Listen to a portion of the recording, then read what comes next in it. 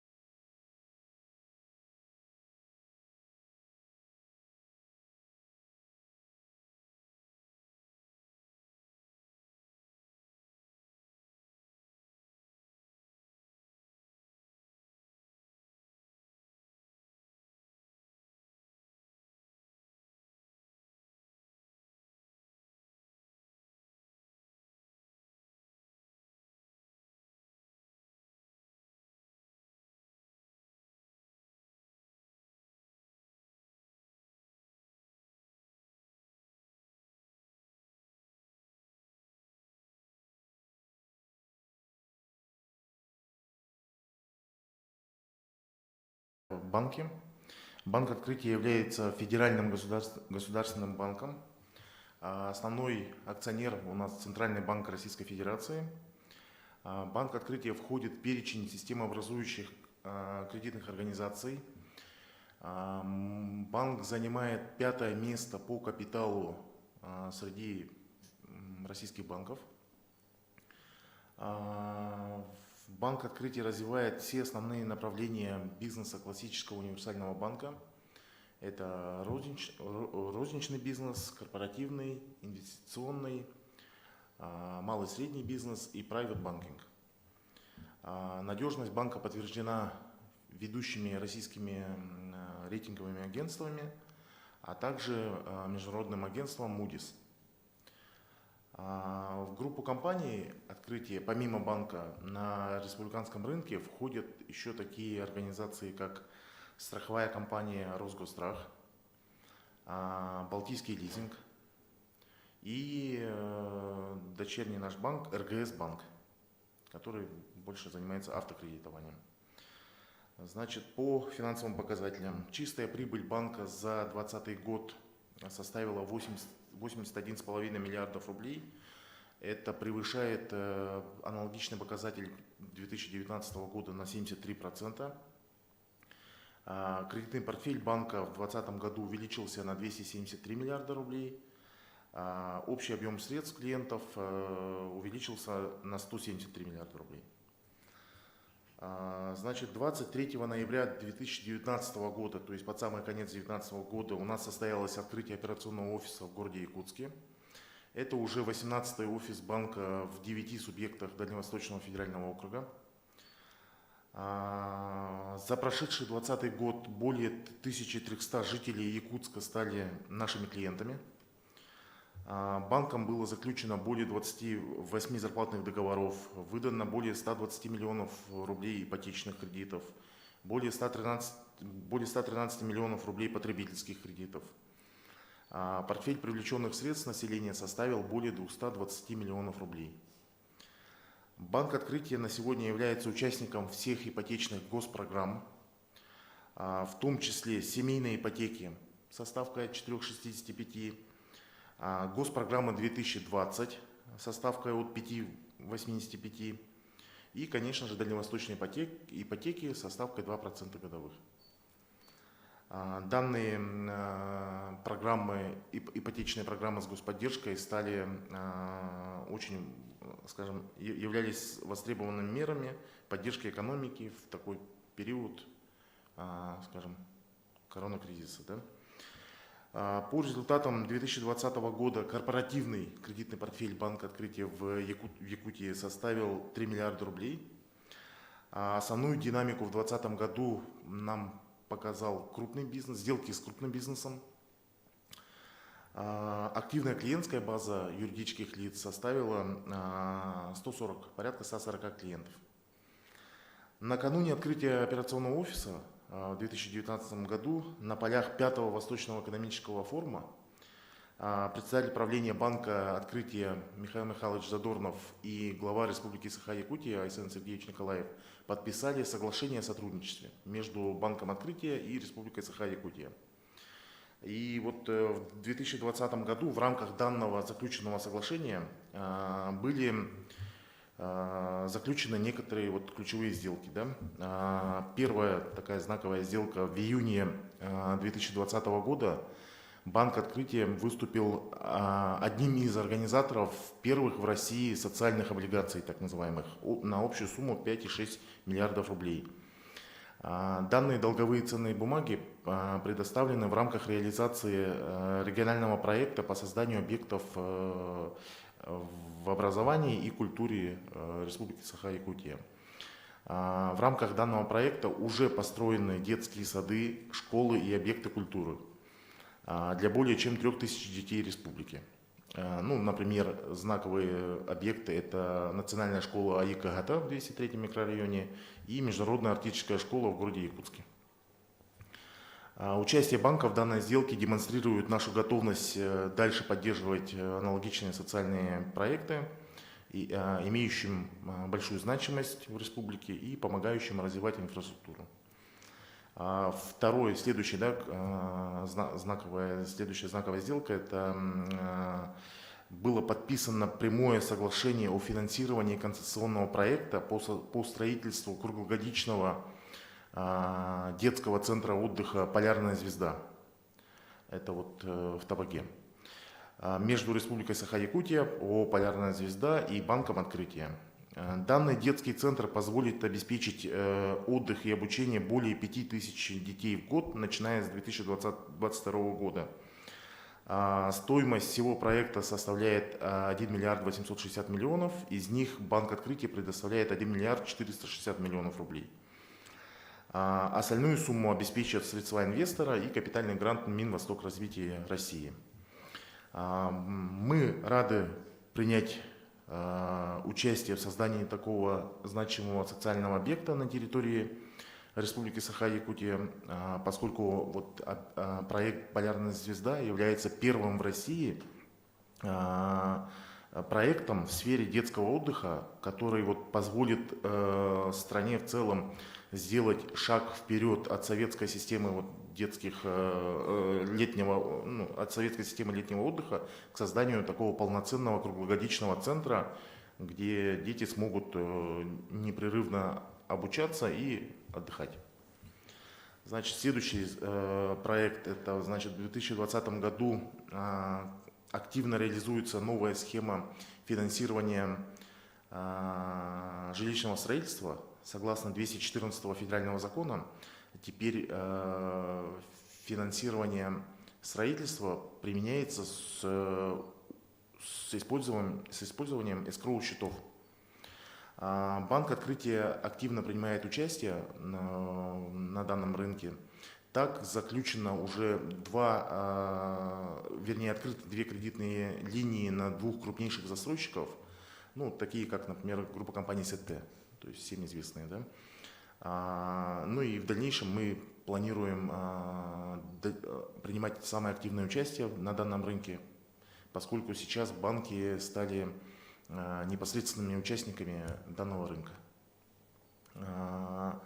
Также таким достаточно знаковым событием, сделкой было, значит, в октябре 2020 года Банк «Открытие» выступил соорганизатором размещения облигаций ПАО «ЯТЭК», Якутская топливно-энергетическая компания, общим объемом 3 миллиарда рублей. Данные средства пойдут на финансирование инвестпрограммы компании, которая предполагает решение вопросов экологической и промышленной безопасности ПАО «ЯТЭК», стабильности производственных и технологических процессов, повышение добычи природного газа и увеличение запасов на текущих лицензионных участках. Вот, в принципе, вкратце по деятельности Банка «Открытие» в регионе за 2020 год. Наверное, так. Спасибо. Коллеги, пожалуйста, задавайте свои вопросы. Здравствуйте, Сергеева Сахамедия. У меня, два вопроса. На самом деле, наверное, один большой. Какие предприятия являются ключевыми для банка? Например, с какими из предприятий, с большими крупными предприятиями заключены договоры на зарплатные проекты, к примеру? И существуют ли для них какие-то специальные условия? Спасибо. Да, спасибо за вопрос. В основном мы работаем с предприятиями бюджетного сектора. Например, из таких несколько назову, да, это вот муниципальное учреждение «Детский дворец творчества» и поликлиника 1, номер 1. Так, вторая часть вопроса. Специальные условия. Для бюджетных организаций каких-то специальных условий в принципе нет. Мы предоставляем в основном, высокий уровень сервиса и преимущества по нашим продуктам для физических лиц. Если уточнить прям, для зарплатных клиентов у нас есть ряд преимуществ. Например, бесплатное снятие в любых банкоматах любого банка по всей Российской Федерации. Повышенные лимиты по системе быстрых платежей, по переводам с карты на карту. Это 1,5 миллиона бесплатно в месяц. Повышенный кэшбэк для всех категорий зарплатных карт, не только для каких-то привилегированных. То есть это кэшбэк до 11%. Вот, наверное. Также у нас очень пользовался спросом, продукт – это страховка от ковид. За 425 рублей в месяц каждый зарплатный клиент мог оформить себе страховой продукт автоматически, через банк-клиент. И в случае выявления у него положительного анализа на коронавирус он получает 40 тысяч рублей фиксированной суммы. На любые цели, да, прям наличкой, на приобретение лекарств, реабилитацию, любые цели. Вот такие, можно сказать, основные преимущества для наших зарплатных клиентов.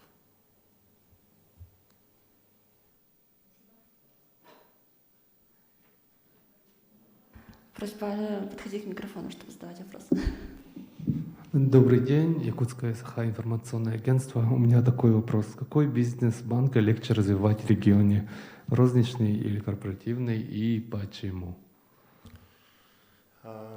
На самом деле, если смотреть за 2020 год, у нас наибольшую динамику, наверное, показал все-таки крупный бизнес, сделки с крупным бизнесом, которые были озвучены.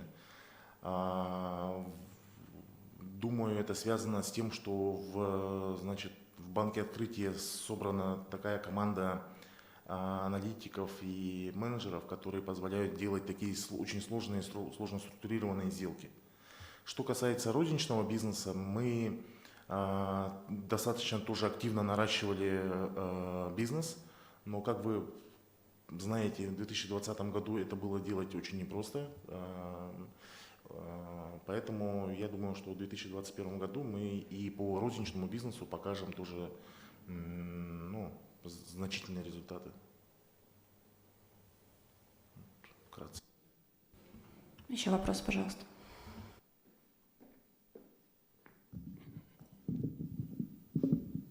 Добрый день. Меня зовут Артемий Грошев, ЕКТРУ. Хотел бы у вас уточниться сразу по двум вопросам. Получается, первый вопрос. Остается ли сейчас актуальной дальневосточная ипотека именно в банке открытия? И второй вопрос, он довольно-таки общий. Получается, какие вообще прогнозы в банковской сфере есть на наш 2021 год, который сейчас у нас идет? Хотелось бы услышать ваше мнение. Спасибо. Спасибо за вопрос. Дальневосточная ипотека, мы были включены практически с самого начала действия этой программы, февраль, по-моему, 2020 года. За 2020 год у нас было одобрено более 120 ипотечных кредитов. К сожалению, часть из них не была реализована по причине в какой-то момент отсутствия предложений на рынке. Мы являемся активными участниками данной программы, будем и дальше, насколько нам известно, до 2024 года данная программа будет действовать в Российской Федерации на Дальнем Востоке, и мы будем активно принимать участие в данной программе. То есть для нас это, ну, скажем, приоритетный продукт по ипотеке. В целом, по прогнозам на 2021 год, банк, значит, наблюдает, вот если брать по направлениям, да, в целом ожидается сохранение высоких темпов роста экономики и в целом банковского сектора, да, поскольку сохраняется мягкая денежно-кредитная политика Центрального банка. Как вы знаете, да, у нас там ставка, ключевая ставка достаточно на рекордно низких уровнях, что позволяет банкам более активно кредитовать и предприятия реального сектора, поскольку, ну, ставки по кредитам находятся на минимумах. Но по сравнению с 2020 годом мы ожидаем несколько снижения темпов роста банковского сектора, поскольку в 2020 году были приняты беспрецедентные меры по поддержке и населения, и предприятий там, реального сектора, и применение различных льготных госпрограмм, которые вот, ну, помогли, скажем так, быстрее экономике восстановиться, и часть из них, возможно, не будет продлена в 2021 году, поэтому, ну, скажем, темпы роста мы ожидаем порядка 8% по сравнению с 16% в 2020 году. По кредитованию юрлиц банк ожидает некоторое замедление темпов роста, связанное с тем, что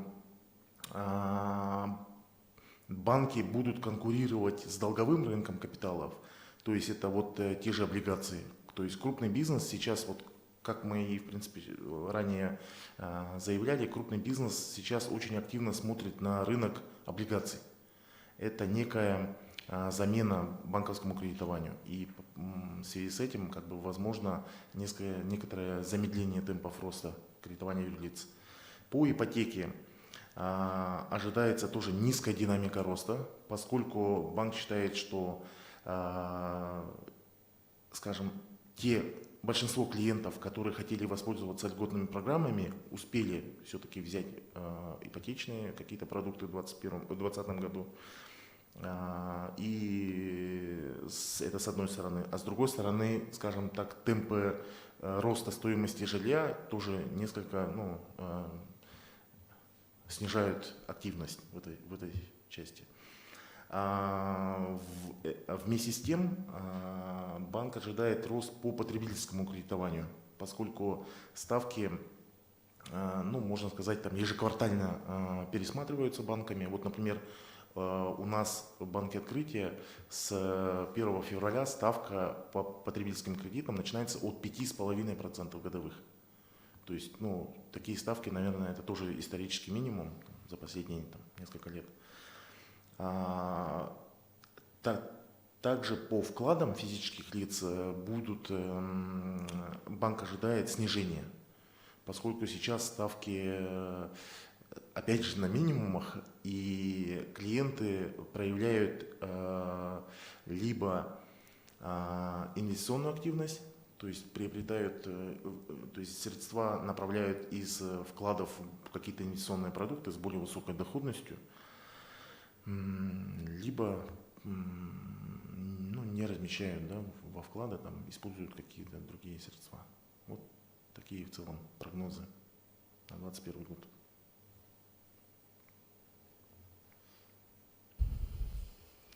Можно еще вопрос?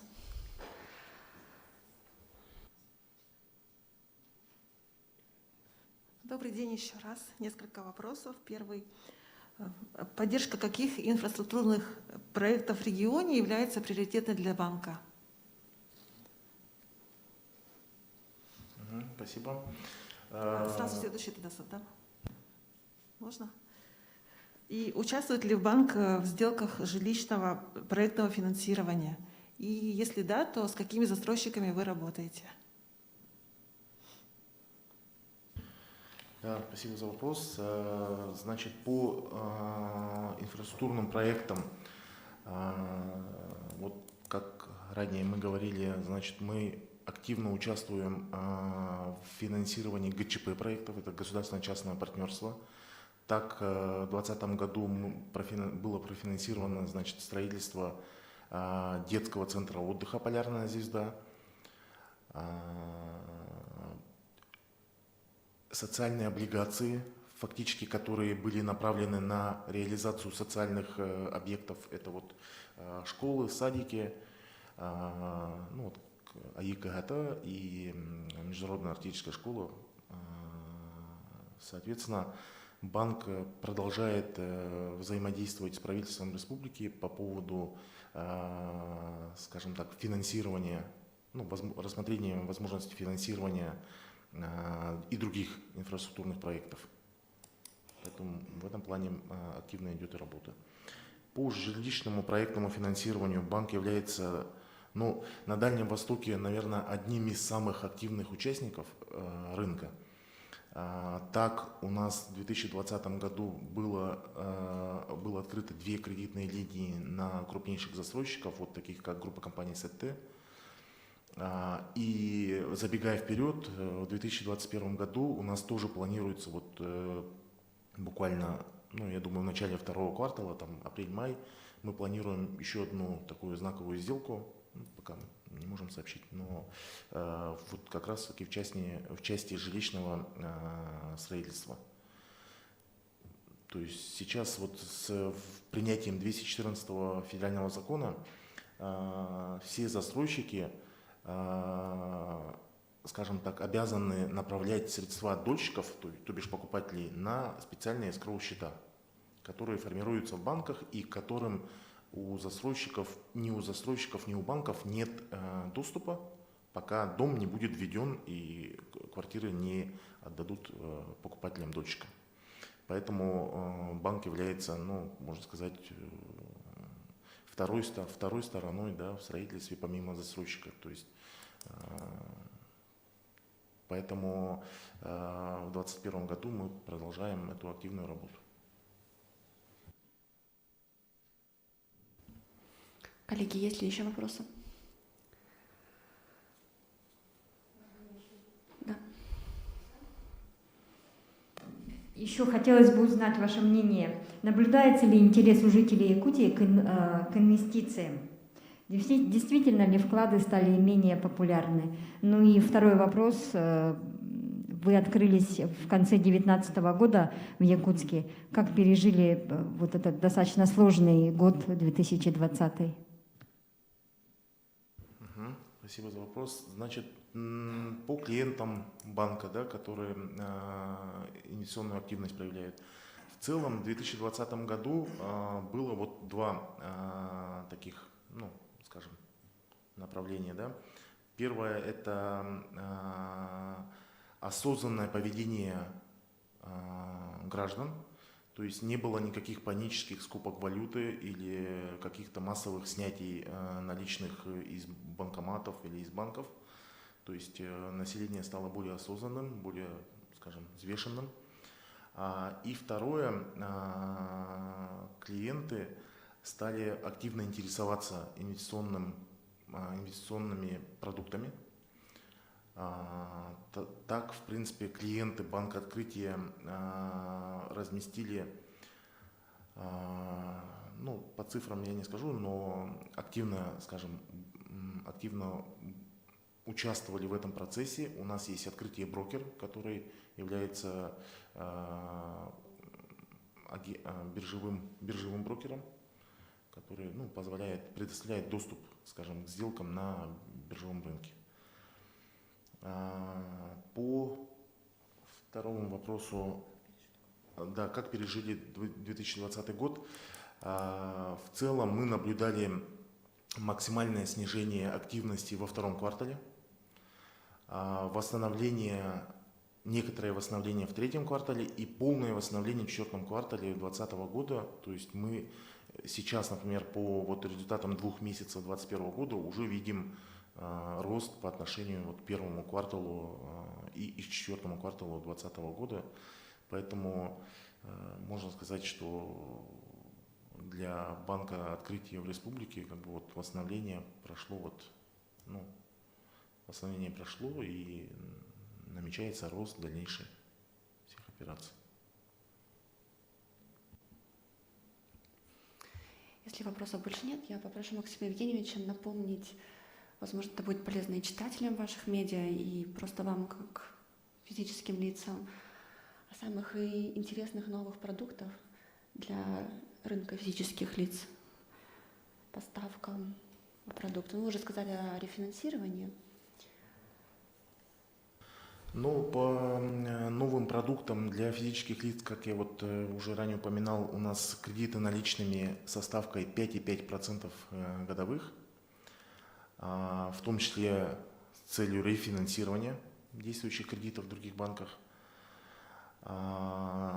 И по вкладам, да, вклад весенний с высокой процентной ставкой, максимальный процент там составляет 4,75 при размещении на срок более года, скажем, 1 и более.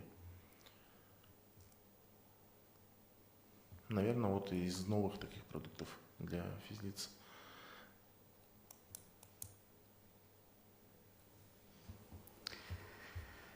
Все, коллеги, больше нет вопросов?